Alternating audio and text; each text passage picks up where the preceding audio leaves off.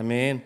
오늘의 말씀의 주제는 하나님의 다스림, 말의 힘이라는 주제로 야고보서 6번째 시간 우리 3장 1절부터 12절까지의 말씀을 함께 살펴보기를 원합니다. 여러분, 갑자기 폭발하지 않는 방법이라는 책이 있습니다. 정신과 의사인 니시다 마시키 선생님께서 쓰신 책입니다. 니시다 마시키 선생님은 이름이 이상하네. 니시다 마시키 선생님. 어떤 사람이 신경질을 자주 내고 감정이 오락가락 하는 이유가 사람의 뇌가 지쳤기 때문이라고 이야기를 했습니다. 이 책에서 그 이야기를 해요. 갑자기 사람이 신경질적이고 감정이 오락가락하는 이유가 사람이 뇌가 너무 지쳤다. 뇌가 지쳤다. 여러분, 몸이 지치면 사실 만사가 귀찮고 움직이기가 싫죠. 그런데 뇌가 지치면 오히려 민감하다고 합니다.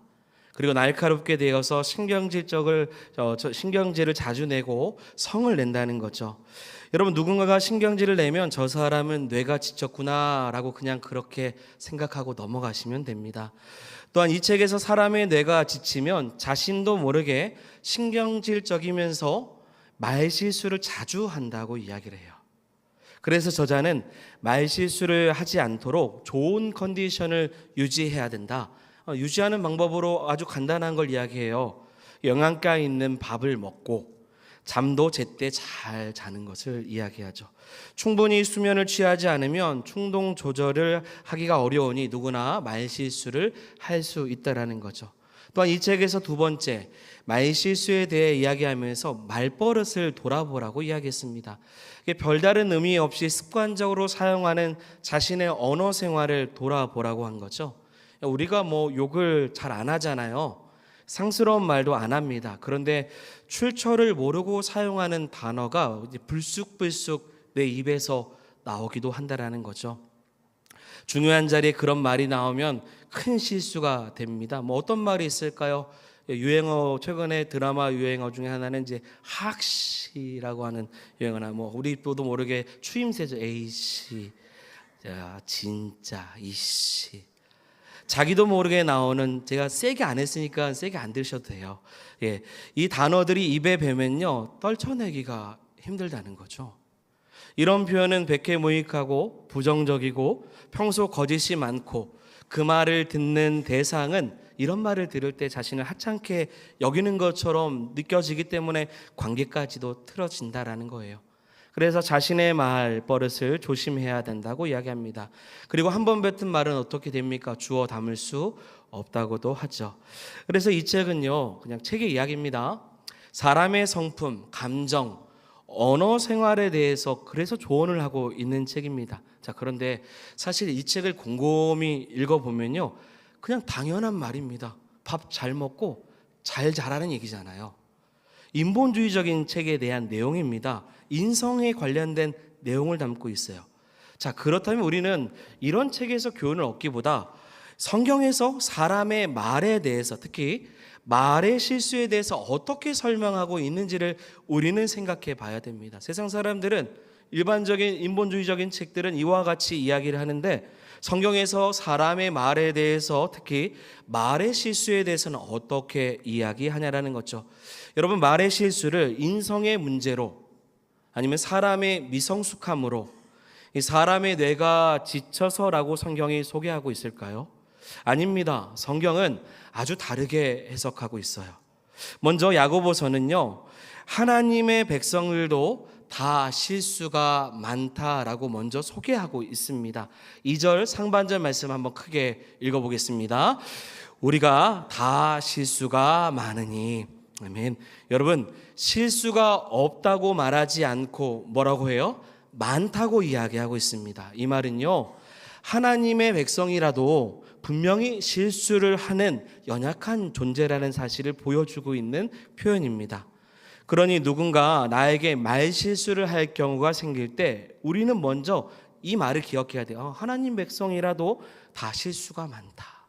이것을 전제로 생각해야 돼요. 쉽게 말하면 그 사람도 실수할 수 있지. 그런 말 실수할 수 있다라고 생각하는 겁니다. 누군가가 나에게 말을 던졌는데 그 말에 말꼬리를 잡기 시작하면요, 그 실수가 오히려 나중에는 큰 재앙이 될 수 있습니다. 제가 어제 우리 유일용 목사님 위임식이 있어서 우리 성도님들과 함께 다녀왔습니다. 귀한 시간이었고요. 다 마치고 유일용 목사님께서 전화까지도 주셔서 자신이 송주동교회 출신이었다라는 게 너무 감사하다는 이야기도 함께 전해 주셨어요.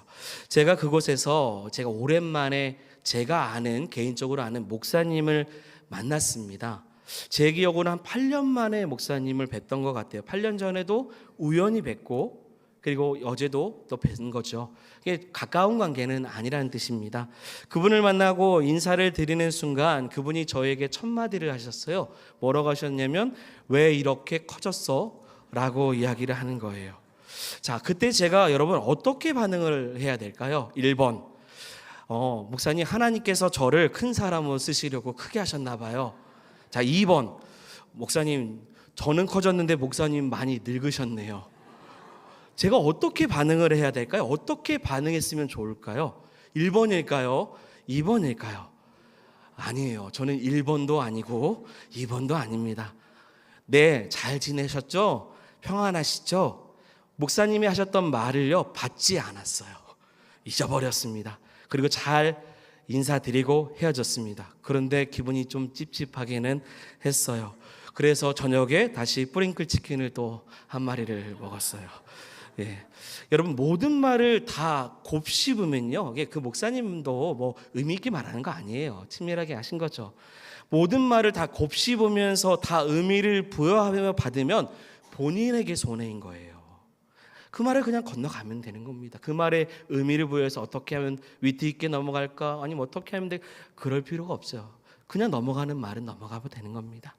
야고보서는요 하나님의 백성들도 다 실수한다. 여기서는 말의 실수예요. 누구나 말의 실수를 할 수 있다라고 이야기하는 겁니다. 그러면서 한 가지 가정을 합니다. 만일 사람이 말의 실수를 할 수 있지만 만일 사람이 말의 실수가 없다면 뭐라고 이야기하냐면 성경에서는 온전한 자라고 소개하고 있는 겁니다. 성경에서 말의 실수, 말 실수를 언급할 때 여러분 그냥 이렇게 말 실수가 없는 자는 온전한 자라고 이야기를 했다라는 거예요. 자, 여러분 여기서 실수라는 단어를 한번 보기를 원합니다. 이 실수라는 단어에 해당되는 헬라어는 푸타이 오멘이라는 단어를 사용합니다. 이 뜻이 굉장히 중요해요. 실수는 이런 뜻입니다. 죄를 짓다, 구원에 이르지 못하고 실패하다 이런 뜻이에요. 죄를 짓다 혹은 구원에 이르지 못하고 실패하다라는 거죠. 이 말을 좀 쉽게 풀이하면 말실수라는 말은 지금 앞에 나온 것처럼 죄의 말 혹은 말로 죄를 범한다라는 뜻이죠. 그러니까 내가 말로 죄를 범한다. 성경에서 말실수를 그냥 인간의 어떤 품성, 인격적으로 소개하기보다 말실수 자체를 죄를 범하는 것으로 소개하고 있다라는 거죠. 죄와 연관이 있다라는 거예요. 무서운 이야기입니다. 사랑하는 여러분, 내가 사용하고 있는 언어가 죄를 불러올 수 있다라는 뜻입니다. 그리고 그 실수로 하나님의 말씀대로 생활하지 못하는 성도들의 삶에 대해서 말하고 있는 거예요. 야고보서 기자는요 많은 실수 중에서 특별히 말의 실수를 여러 번 언급했습니다. 그 중에 한 구절 우리가 지난 시간에 함께 보았던 말씀인데 야고보서 1장 19절의 말씀입니다. 같이 한번 읽어보도록 하겠습니다. 네, 사랑하는 형제들아 너희가 알지 사람마다 듣기는 속히 하고 말하기는 더디하며 성내기도 더디하라. 아멘. 말실수가 하나님의 뜻을 거스리며 구원에 이르지 못하는 큰 죄가 될 수 있다라고 하는 표현 중에 하나입니다. 또한 성경에서 말의 실수가 없다면 아까 어떤 사람이라고 했습니까? 온전한 사람이라고 했는데요. 온전함이라는 뜻은요 끝난, 마무리된 이라는 뜻으로 오늘 본문에 사용되었습니다. 이 말은 자 여러분 내가 하나님을 너무 사랑해요. 다른 사람보다 신앙적으로도 성숙해서 그 신앙의 경지가 레벨업했어요. 남들이 보아도 굉장히 괜찮은 신앙을 가지고 있습니다. 그럼에도 말에 실수가 없을 때야 비로소 온전한 성숙한 사람이라고 인정받는다.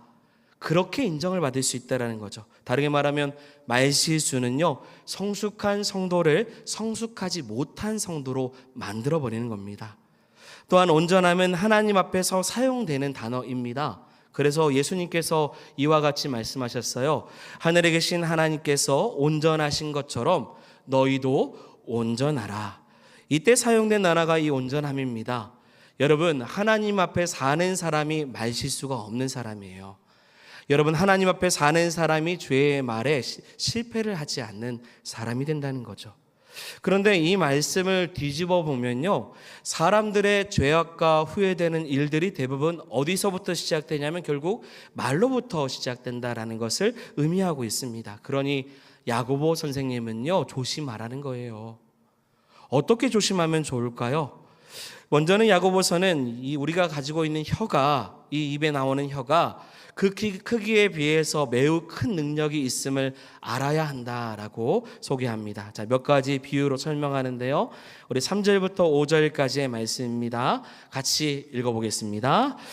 우리가 말들의 입에 재갈 물리는 것은 우리에게 순종하게 하려고 그 온몸을 제어하는 것이라. 또 배를 보라. 그렇게 크고 광풍에 밀려가는 것들을 지극히 작은 키로서 사공의 뜻대로 운행하나니 이와 같이 혀도 작은 지체로 돼 큰 것을 자랑하도다.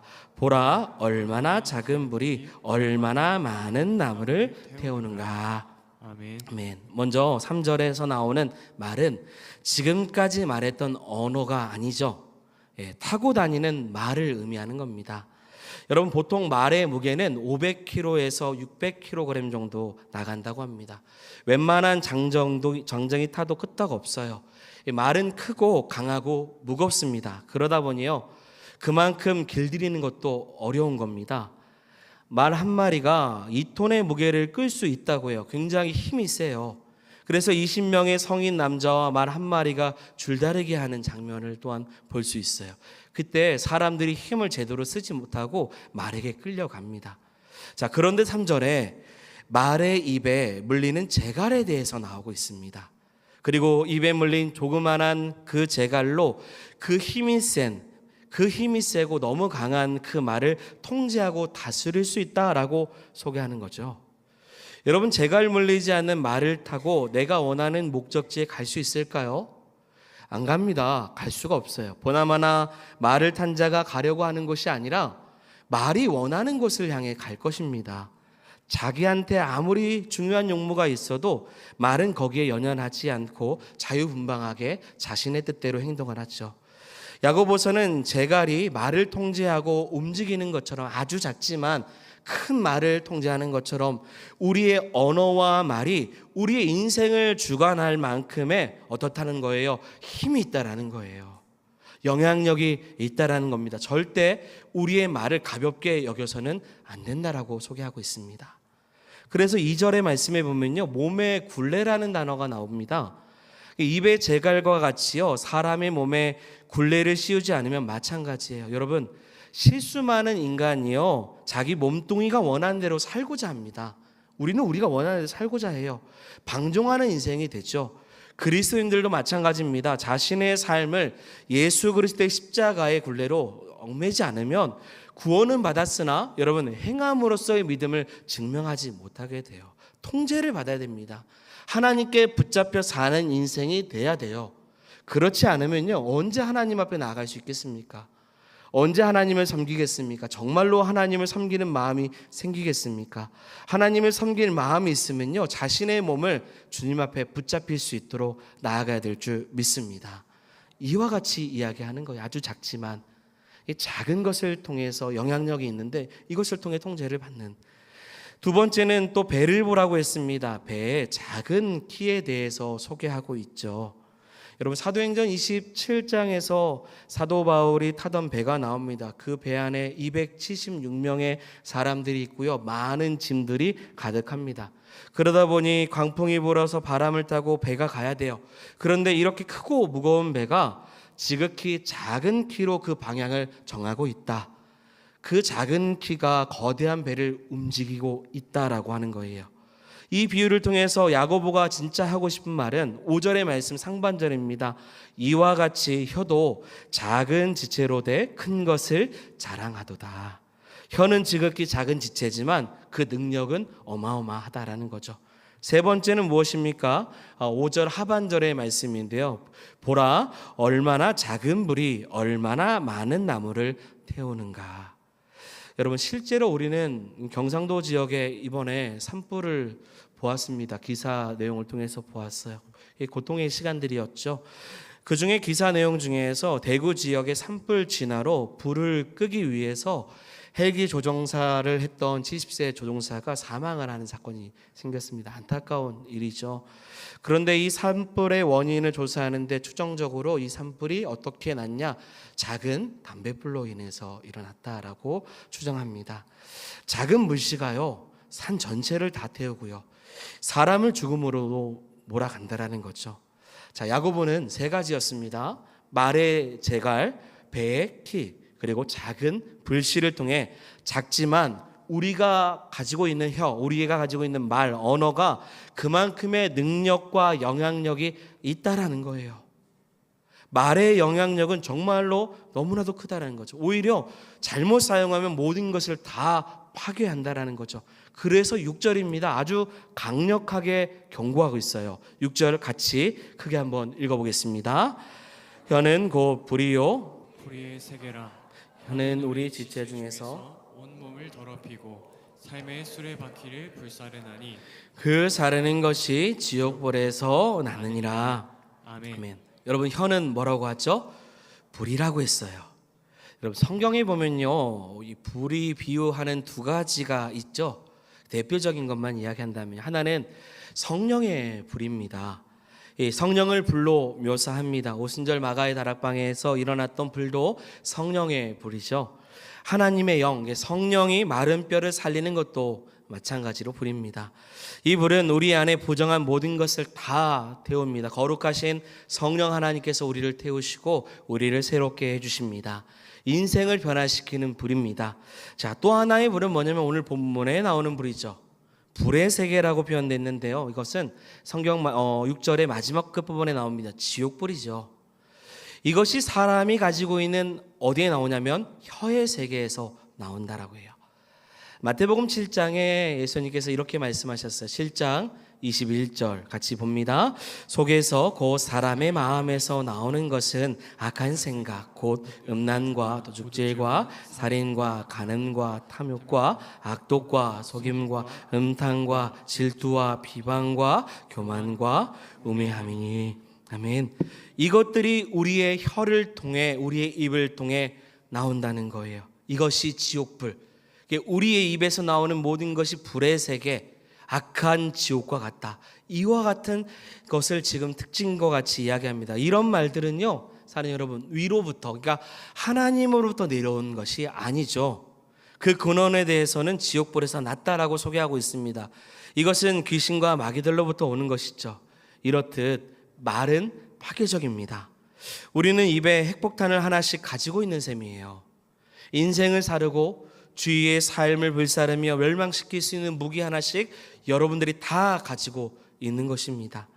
그런데 사람들은 착각을 합니다. 그래도 아무리 그런 혀라도 내가 길들일 수 있지 않을까, 잘 통제하고 다스릴 수 있지 않을까라고 생각을 해요. 그러나 성경은 그 혀를요, 통제의 불능이라고 소개합니다. 자, 우리 7절과 8절입니다. 같이 봅니다. 여러 종류의 짐승과 새와 벌레와 바다의 생물은 다 사람이 길들일 수 있고 길들여 왔거니와 혀는 능히 길들이는 사람이 없나니 쉬지 아니하는 악이요 죽이는 독이 가득한 것이라. 아멘. 야고보는요, 길들일 수 있는 것과 없는 것을 말하고 있습니다. 여러분, 애완동물을 길들일 수 있죠. 서커스에 보면요, 야생동물들이요 불을 뛰어넘고요 공을 굴리기도 합니다.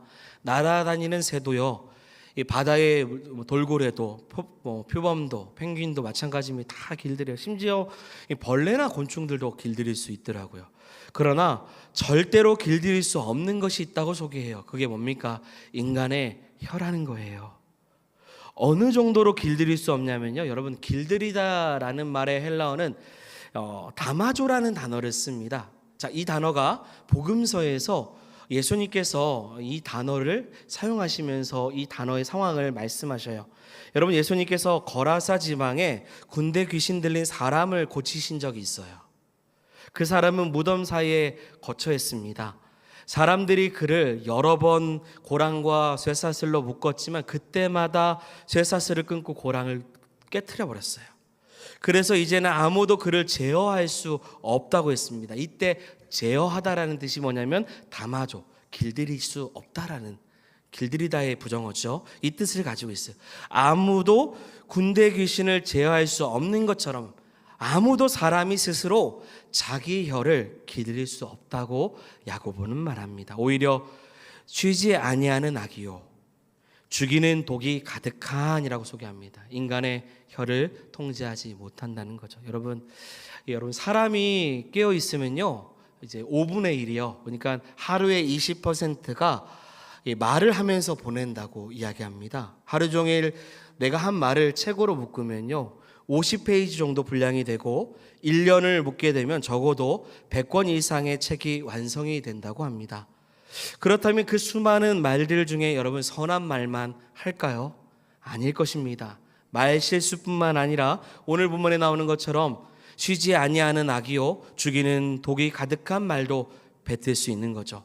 잠언 18장 21절의 말씀에 죽고 사는 것이 혀의 힘에 달렸나니라고 했습니다. 자, 그렇다면 여러분, 제가 소개를 했어요. 우리는 통제할 수 없다고 소개했습니다. 그렇다면 어떻게 이 언어 생활, 말의 생활, 죄악된 말, 악의 말, 죽이는 독과 같은 이 말들을 통제할 수 있냐? 성경은 안 된다고 했는데 어떤 방식으로 이 문제를 통제할 수 있냐? 여러분, 근본적인 문제를 해결해야 된다는 거예요. 말의 본질은요, 마음에서부터 문제인 것입니다. 악한 것이 가득함으로 말로써 그것이 입으로 나오는 거예요. 갑자기 나오지 않습니다. 말의 문제를 해결하기 위한 유일한 방법은 여러분 우리의 마음을 고치는 거예요. 새로운 마음을 갖는 것입니다. 마음이 새롭게 변화되기 전까지 해결될 수 없습니다. 그래서 에스겔서 36장 26절의 말씀입니다. 이제 변화되기를 소망하면서 같이 읽어보겠습니다. 또 새 영을 너희 속에 두어 새 마음을 너희에게 주되 너희 육신에게 굳고든 마음을 제거하고 부드러운 마음을 줄 것이며. 아멘. 다시 한 번 더 말씀드리면 또 새 영을 너희 속에 두어 새 마음을 너희에게 주되 너희 육신에서 굳은 마음을 제거하고 부드러운 마음을 줄 것이며. 이것이 하나님께서 우리에게 새 마음과 새 영을 주신다는 약속입니다. 이것은 오직 사랑하는 여러분 예수 그리스도의 보혈로 가능한 줄 믿습니다. 예수 그리스도께서 나를 위하여 죽으시고 부활하셨다는 사실을 믿고 그분이 나의 삶의 주인 되심을 영접했을 때 우리 안에 거하시는 예수 안에 우리가 거할 때 새로운 마음이 우리에게 부어지는 거예요. 고린도후서 5장 17절 잘 아는 말씀입니다. 그런즉 누구든지 그리스도 안에 있으면 새로운 피조물이라. 이전 것은 지나갔으니 보라 새 것이 되었도다. 아멘. 이것이 새로운 마음과 영혼을 얻는 유일한 방법이에요. 그저 그냥 말 조심해야지라고 생각하는 것은 의미가 없어요. 아직 예수 안에서 이 문제가, 이 언어가 해결이 되지 않았으면요, 여러분 다시 한 번 더 본질적인 문제를 가지고 나아가야 됩니다. 온갖 더러운 것이 내 마음에 가득하고 부정한 것이 가득해서 하나님 앞에 나아가는 모습과 또한 세상에서 나아가는 모습이 너무나도 다르다면 우리의 마음이 다시금 하나님 앞에 구원받은 백성으로서 달라져야 되는 거예요. 믿음과 행함에 대한 이야기가 지난 시간에 본 말씀입니다. 믿음이 있다면 우리의 모든 말도 행함도 하나님이 원하시는 그런 언어들이 나와야 되는 것이죠. 믿음으로써 예수 안에 계신다면요, 여러분 우리 9절과 10절의 말씀을 들으시기를 바랍니다. 같이 읽겠습니다. 이것으로 우리가 주 아버지를 찬송하고 또 이것으로 하나님의 형상대로 지음을 받은 사람을 저주하나니 한 입에서 찬송과 저주가 나오는더라. 내 형제들아 이것이 마땅하지 아니하리라. 마땅하지 아니하다라는 거예요. 믿음을 가진 그리스도인은 이와 같을 수 없다. 새로운 마음을 얻은 사람이 그에 합당한 뭐가 나와야 돼요? 열매가 나와야 되는 겁니다. 이 세상에 존재하는 모든 사람은 하나님의 영광을 위해서 하나님의 형상대로 창조된 사람들이죠. 그런데 한 입으로는 하나님을 찬송하면서 또다시 하나님의 형상을 지음받은 사람들을 저주하는 것은 맞지 않다라는 거죠. 여러분, 우리는 하나님을 저주하거나 모욕하지 않습니다. 그러나 우리 형제와 자매와 가족들, 사랑하는 우리 교회 공동체 지체들, 그들에게 저주와 비방과 불평을 쉽게 할 때가 많습니다. 이것이 마땅하지 않다고 말하는 거예요. 하나님은 사람에게 하는 것이 하나님께 하는 것과 같이 보실 때도 있습니다. 마태복음 25장 40절, 너희가 여기 내 형제 중에 지극히 작은 자 하나에게 한 것이 곧 내게 한 것이니라. 아멘. 요한일서 4장 20절의 말씀도요, 누구든지 하나님을 사랑하노라 하고 그 형제를 미워하면 이는 거짓말하는 자니, 보는 바 그 형제를 사랑하지 아니하는 자는 보지 못하는 바 하나님을 사랑할 수 없느니라. 요한일서 14장 15절의 말씀, 너희가 나를 사랑하면 나의 계명을 지키리라. 요한복음 15장 12절의 말씀입니다. 같이 읽겠습니다. 곧 내가 너희를 사랑한 것 같이 너희도 서로 사랑하라 하는 이것이니라. 아멘. 우리가 서로 사랑하지 않고 악한 말과 비방과 저주하는 것은요, 예수 그리스도를 사랑하지 않는 것에 대한 증거라고 이야기하는 거예요. 오늘 본문 마지막입니다. 11절과 12절의 말씀, 야고보서 말씀이죠. 같이 한번 읽겠습니다. 샘이 한 구멍으로 어찌 단물과 스물을 내겠느냐? 내 형제들아, 어찌 무화과 감람나무를 무화과를 맺겠느냐? 이와 같이 짠물이 단물을 내지 못하느니라. 아멘. 여러분, 본질은요, 본질에 맞는 결과를 내는 거예요. 샘은요, 그 본질에 맞는 물을 내야 됩니다. 참된 믿음을 가졌다면 그에 합당한 결실이 있어야 되는 거예요. 열매를 보면 그 나무를 알 수 있는 겁니다. 그 사람의 언어 생활과 말을 보면요, 그 사람의 믿음의 수준을 알 수 있습니다. 우리의 말이 얼마나 우리의 믿음을 입증하고 있는지를 여러분 돌아보시기를 바랍니다. 나의 언어 생활이 어떻게 드러나고 있는지를 돌아보자라는 거예요. 다른 사람을 비방하고 저주하며 욕하는 그러한 것이 우리 믿는 사람들의 모습에서 나와서는 안 돼요. 왜냐하면 그것은 본질적으로 다르기 때문입니다. 우리 안에 나올 수 없는 거예요. 우리도 여전히 실수가 많다라는 것은 당연한 것입니다. 그러나 너무나도 실수가 많은 것을 내 힘으로 안 될 때 우리를 다스리시는 하나님께 맡겨드려야 되는 거예요. 이 말의 능력이 너무나도 크기 때문에 이 말의 실수를 하지 않도록 날마다 하나님 앞에 나의 모든 말과 또 내가 맺는 모든 말의 묵상들이 정말로 하나님 기뻐 받으시는 말이 될 수 있도록 나아가야 될 줄 믿습니다. 그렇지 않으면요, 우리는 옛사람의 모습을 계속 가지고 그런 언어 생활 속에서 그냥 구원받은 백성이라고 말하면서 다른 사람에게 상처를 주고 또한 믿음을 흔들어 놓거나 또한 다른 사람에게 그리스도를 영광을 나타내지 못하는 그런 사람의 모습으로 살아갈 수밖에 없습니다. 여러분, 에베소서 4장 22절부터 24절에 옛사람을 벗어버리고 오직 너희는 새로운 심령을 가지라고 했습니다. 그리고 하나님을 따라서 의와 진리의 거룩함으로 지으심을 받은 여러분 새 사람을 살아가는 인생이 되라고 소개하고 있습니다. 로마서 6장 13절의 말씀, 너희 지체를 의의 무기로 하나님께 드리라. 이 입술이, 내 혀가 지체죠, 의의 무기가 되어 하나님께 드려질 수 있는 것이 되기를 소망합니다.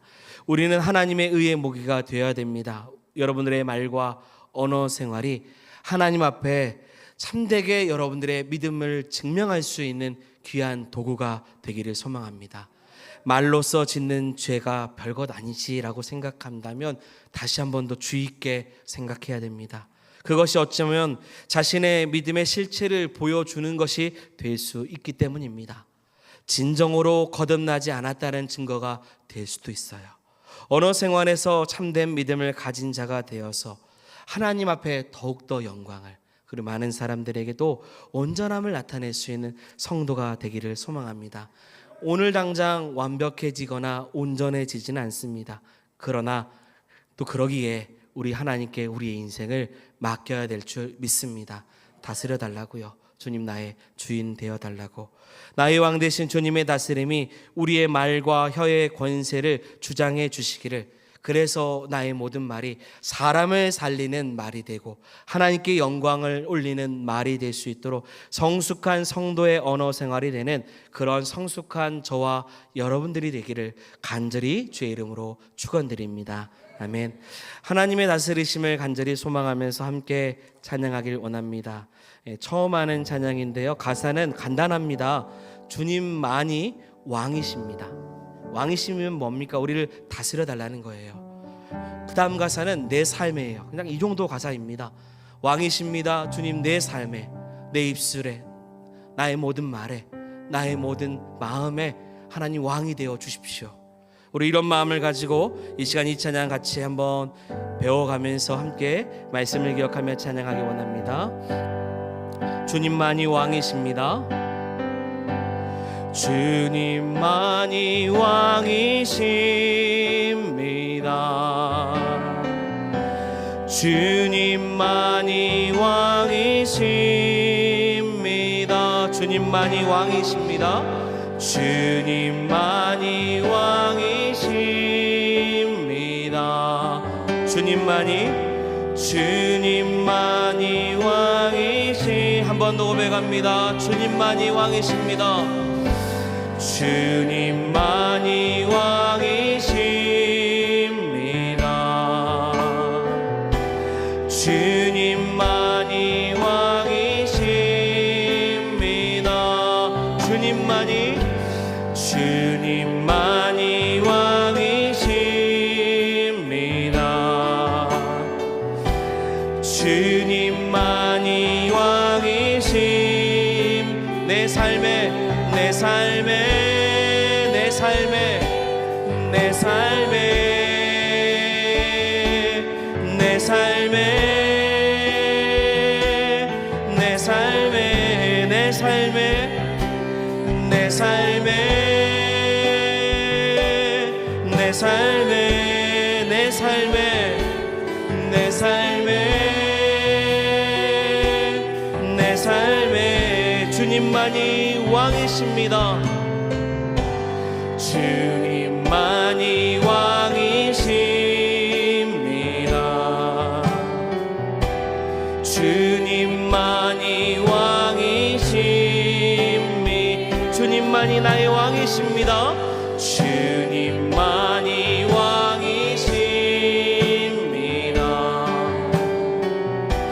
주님만이 왕이시. 내 삶에 내 삶에 내 삶에 내 삶에 내 삶에 내 삶에 내 삶에 내 삶에 내 삶에 내 삶에 우리의 삶을 주께 맡깁니다. 내 삶에 내 삶에 내 삶에 내 삶에 내 삶에 주님만이 왕이십니다. 주님만이 왕이십니다. 주님만이 왕이십니다. 주님만이 왕이십니다. 주님만이 왕이십니다.